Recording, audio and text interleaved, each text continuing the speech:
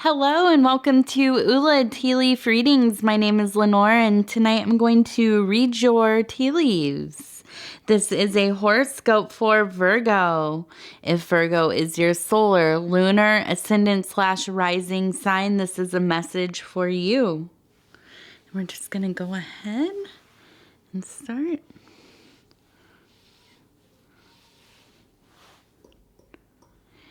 Okay, and if you are new to the channel, this is your first video, thank you so much for clicking on it. Thank you for finding me here. I really appreciate you. And if you're returning to my channel and this is, you've watched other videos, I thank you so much. Thank you for supporting the channel. If you would be so kind as to like, subscribe, leave a comment, let me know how I'm doing, let me know how you're doing, let me see, or tell me what kind of symbols you're seeing in the cup, and if you have any varied meanings. It's always interesting to hear what other people are seeing. Okay. So this, first off, I'm just going to say this is a chaotic mess. Okay, so I feel like there's a lot going on with you, Virgo. It might be, there might be some degree of, I don't know, anxiety, chaos, maybe some, a little bit of manic energy. Okay. And here's my kitty cat. He has come to visit us. I'm going to have to pull him off of there because my camera is too low now for him to be right up in the picture. Okay. So, let's see what we have. The first thing that I wanted to look at... Okay, Pudgy, let's stop now. Please. Okay. The first thing that I wanted to look at, I'm so sorry, I'm trying to keep him over here. He's going to knock everything down. Oh my goodness. I've just been having a hard time with my readings today. Okay, so I have a little circle, and up here I have something that almost looks like a heart, but it also looks like a mask. And I think that is so interesting. I've never had one that had the little holes like that. So I really think, and I'm going to start with the heart, this one first. I feel like the first thing that comes to mind is this idea of a love that is, there's a lot of masking going on. There's a lot of maybe falsehoods, misleading, but not necessarily intentionally. I think that it's almost kind of these layers being peeled back. Okay, the masks falling away. But I think we're in the beginning stages where the mask is still pretty intact. And that mask could be so many different, different roles that you play in your life. It could be, sometimes we meet somebody and we connect on a few things. Same interests, same kind of career path, whatever it is. And we really put forward that part of ourselves, that kind of public facing persona, and that I think would be considered a mask, right? So I think that whatever it is that you have come to know each other through, there is a bit of a public mask still on, okay? And I feel like now, I think that people sometimes get a little bit defensive when you say they wear masks, or they present themselves differently to different people. But when I say that, because listen, I'm a very mercurial person, I'm very comfortable in the fact that, I know that I contain the many archetypes. I have a lot of, we all have all the archetypes, but I have activated many archetypes within my life. And so to different people, I am different things. That doesn't mean that I do that to mislead people. It just means that we interact with the energies of the people and places and environments that we commune with them in differently. And also, we just, each person in our life, we perceive them in the way that we perceive them, and other people in their lives perceive them maybe differently. They have different experiences with them. So I think when I say that, it's not this kind of I'm not trying to say anything negative. I'm not trying to say that you're, an ingenuine and authentic person, because we all wear different masks, or if you'd like to say different hats. We all have different formations of personas to guide us through, well, not guide us, but to get us through life. Different vessels that we have to inhabit to do the different things that we need to do. Because listen, you're not going to be the same person with your kids as you are at work. Especially if you work with the public or, something like that. You're just not. You have different qualities that come out, and different kinds of boundaries, and ways that you speak, maybe jargon, whatever it is. Okay, so in this budding love, and it doesn't have to be romantic. This could be a platonic, deep caring, something that is forming into a solid kind of love, empathy, understanding for one another. And I really get the sense that because of this mask figure, it makes me think that this is somebody that you know more outside of your close personal life. This is somebody from work. This is somebody maybe at school, somebody in one of your social groups, whatever, maybe one of your hobbies or something like that, where it's not like, somebody you met through your family, or, I don't know. So I think that, that's interesting. And we're going to look and see what else is in the cup that might give us more clarity about that. But I don't know. I don't think that this is the whole focus of this reading. It just was an interesting formation to look at. Now, the circle, I really think that this, and it's almost to completion, right? There's a little piece missing there. So I think that really there has been an amount of spiritual self-work happening. I think that, and as I even say that, I wonder, I think that maybe this is like I think that you are maybe a more spiritual person, a more, if you practice magic or any kind of occultism, or religion, I feel like this is something that's important and central to you, but I don't know that you make this very much about your personality. Your public-facing personality does not feel like it is, this is a big part of that. I don't think that you like to, make this like one of the anchors of your personality, okay? One of the main traits. But I think it is so important. I think in your private and internal life, it is very raised, a high priority for you, okay? This is part of your deepest life's work. And I think that you're very focused on it. But I don't think that you have the nature to go out and advertise that too much. Okay, and I don't I don't know exactly why that is. You might just be a reserved person. And maybe, you know, it's just so important to you that you don't like to share that about yourself. And now this is interesting looking over here.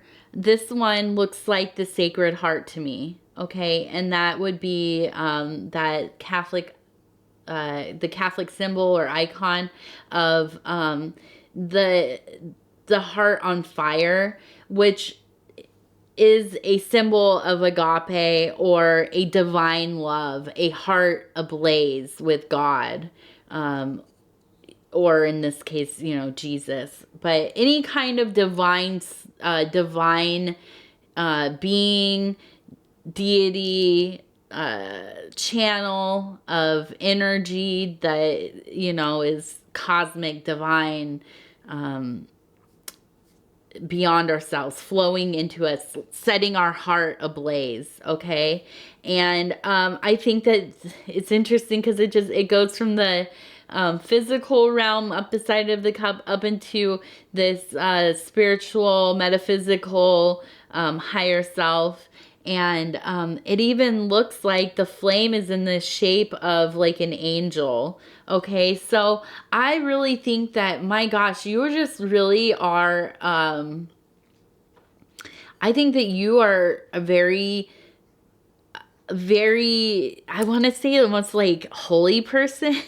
I don't know that that's because I don't think that you are in your outward facing life. That's not how you present yourself. So I don't think you're in like a career path of like, you know, as like a minister or some kind of priestess or priest or, you know, something like that. I think that this is a private journey for you, but it is the most important thing in your life. I think that you are just full with the spirit and it is pouring out of your heart and soul.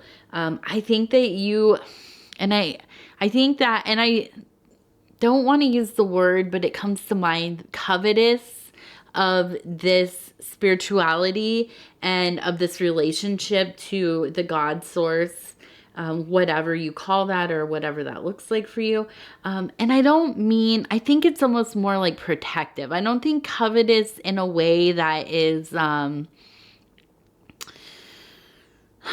like misguided and, you know, an addiction or something that you know, I don't know, are unwilling to share in a meaningful way. I think that it's just that you are very protective over your relationship with the divine and secretive and private about it because I don't know, maybe you're superstitious about that. You know, for me, to some degree, I really am. Like, I think that, you know, I mean, it doesn't matter what I think, but I feel like my superstition is that certain things that come of the work cannot be shared with others because when somebody lays witness to some revealed knowledge or something that you've created with the knowledge that you've obtained,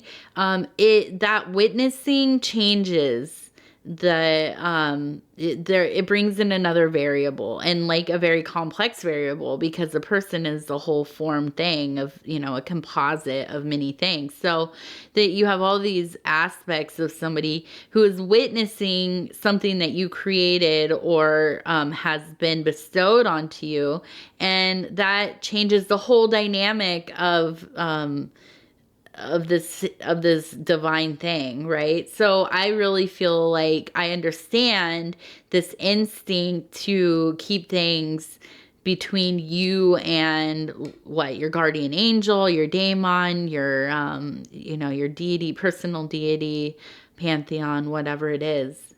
And that makes sense to me, and I don't think that that is a negative at all. But it makes sense about this kind of masking that goes on with you as well. I think that you don't like emphasis placed on this part of you because this is a thing that is for you, right? And I don't think that you want to be identified as that is the your main identifier, okay? And that's okay, and I totally get that. Now, I don't get the sense, though, that this is a thing where you feel like you're going to be persecuted. I don't think that you feel like you have to hide it because you don't have a supportive system. Although, that's just a feeling, and I want to look deeper into the cup to see if there's anything about that. And I'm really looking at this one here, and I think it really makes me, what comes to mind is this need to kind of, I think you're looking up a lot, okay? You're looking into these divine places, right? You're looking to the sky in awe. You're looking for deeper things, and maybe somewhat of a daydreamy person, somebody who's kind of always in yourself. Maybe you practice kinds of active imagination or path working or something, visualizations. And I think you get really into that mode often. But in this formation, I wonder if this, if you don't need the message that, sometimes you got to stop and look down and kind of like look at the earth, look at the physical, really remind yourself that you're in a body, that you exist on in this base reality, on this physical plane, and kind of be kind of present in your existing as a corporeal body, and as a as a physical being, and so we all need to be reminded of that sometimes. And I know that before I had a family, I spent a lot of time searching the spiritual realms and really in those modes of creation, and in my own head, in my own mind, in my own fantasies, and that kind of stuff. So I understand that need to kind of stop and look at the more physical, tangible things. Okay, so I'm seeing just like all kinds of little angels here. Now this one looks like this is kind of a robe and the wings and the head.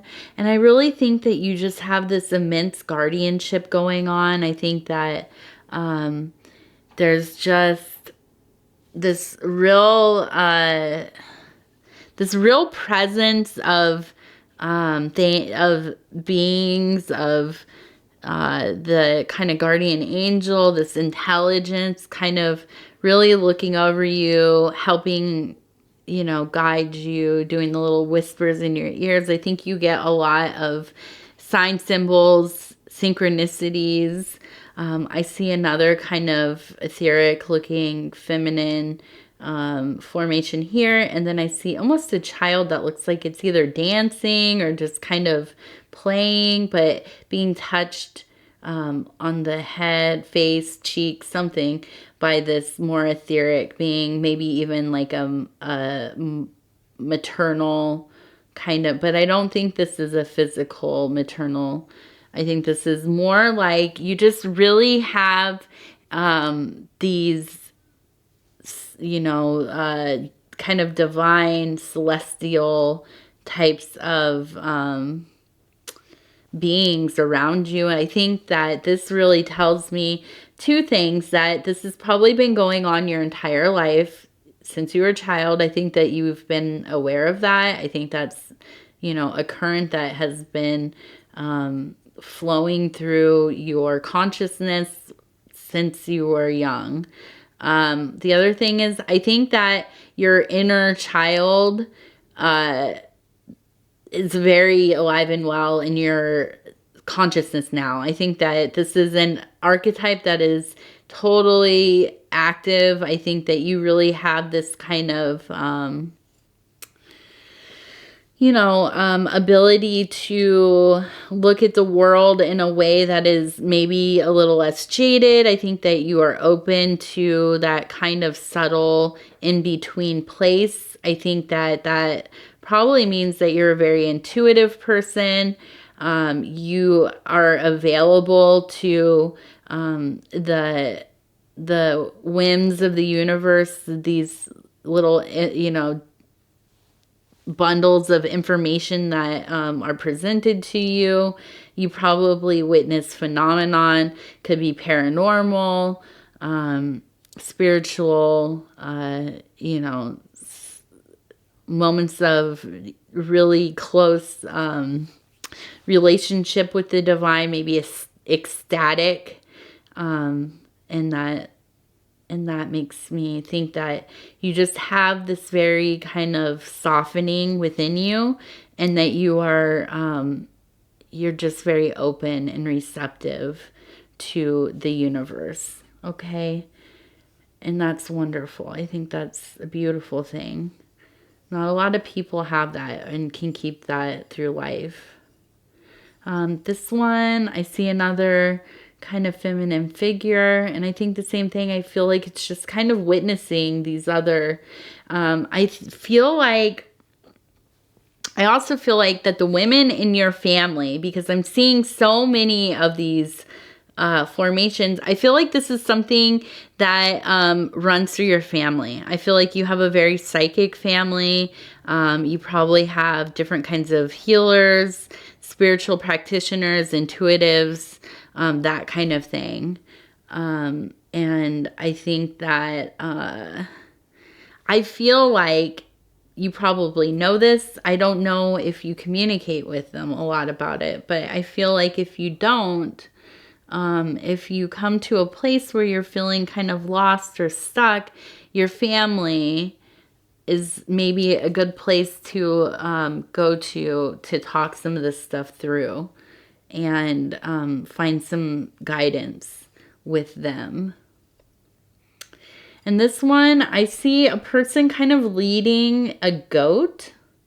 Okay, and for me, that seems so timely. We're going into Capricorn here in a couple days. I don't know when you're watching this video, but it's the eve of the solstice, and the winter solstice here. That would be the summer solstice in the southern hemisphere. But we are going into Capricorn, so that is the goat, right? And I see this figure leading it in, and I think that really makes me think that this is very much tied to this time period for you. Okay. And, I wonder if maybe, and I see a horn here, which is interesting because I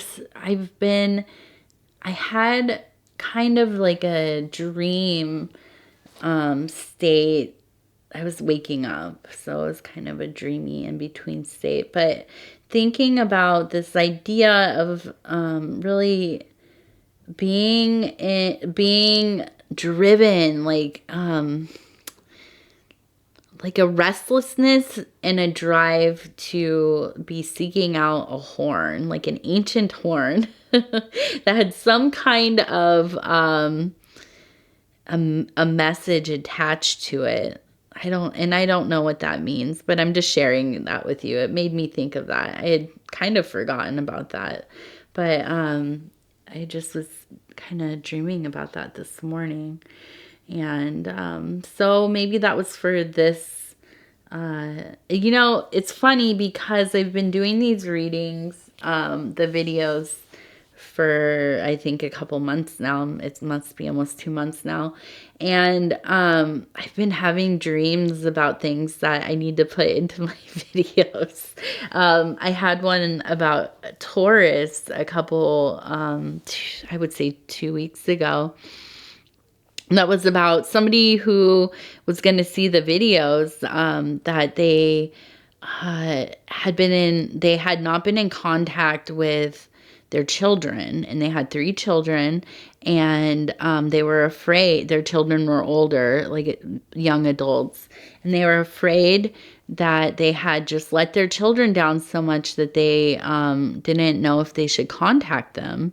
And in my dream, I just had this, clear message that you need to tell, and you need to tell them that their kids, especially the middle child, really wants to talk to them, and they're still hurt, but they will forgive. And it's your job to make the initiation to get this communication going between you and your children, and everything. It'll be hard, and it'll be a lot of work, and it'll be emotional, but things will work out for the best, and you need to get in contact with them.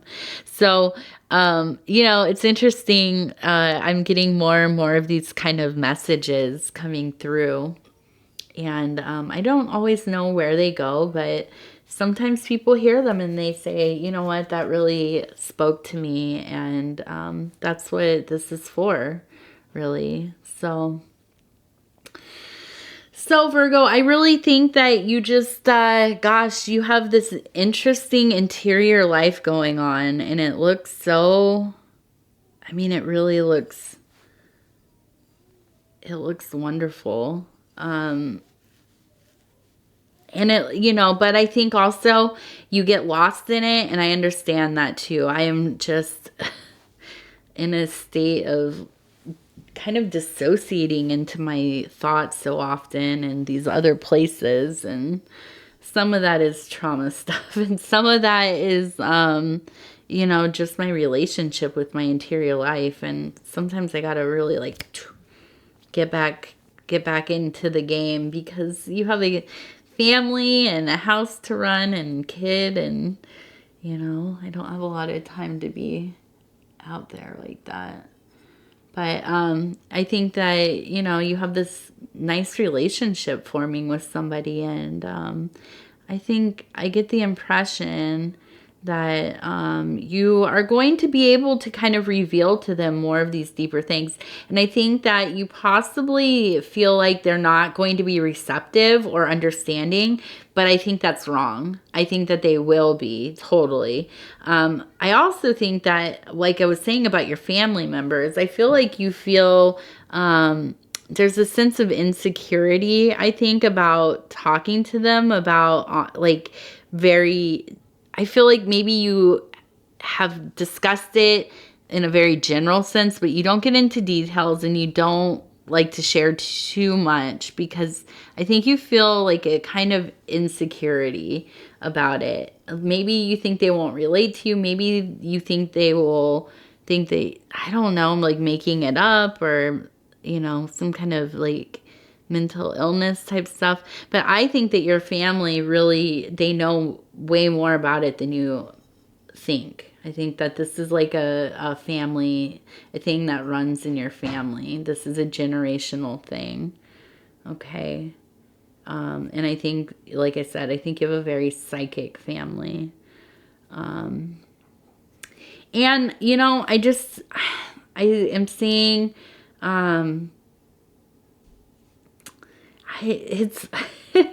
I see this smiley face, and I think you enjoy the way that you have things. And I feel like you're in a period of peace and contentment with it. And I don't think that there's really a problem. I think, like I said, there's these little moments of insecure kind of feelings, but I think that you just really are happy with the way things are going, and I think that's great. And I really think that what kind of work you want to be doing. I think that you really have this, my goodness, this heart on fire, the sacred heart, and I really think that is something so wonderful. And I, in a way, am jealous that that's where you're at. And I think that this card that I pulled today, the Princess of Cups, really, it really is that energy of, you know, the strong psychic, the, oh, here, okay, so, sorry, my daughter is getting restless here. And, this being that, comes from the water, has this divine knowledge, just this knowledge of the deepest things, the things that are unknowable, is ecstatic with this kind of this cosmic knowledge, and it's just beautiful soul, draws people in. And then on, you know, the flip side of that, there's a tendency towards some melancholy and maybe a little bit of isolation, okay, alienation, feeling othered. And I think that you understand all of that. And I think that this card really relates to this reading for me. I really can see how those two things go together. So that's what I have for you this week, Virgo. I want to thank you. If you want to go ahead and like, subscribe, leave a comment. Let me know how I'm doing. Let me know how you're doing. Let me know how this reading resonated with you. If you'd like to find me on Facebook, it's Ula Tea Leaf Readings. On Instagram, Ula of the Tea.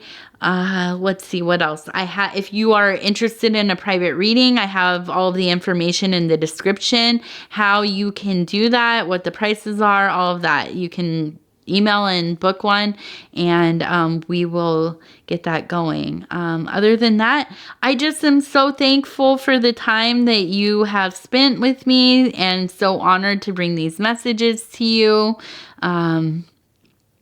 I really enjoy doing these readings, and enjoy the people that I have been meeting through doing them.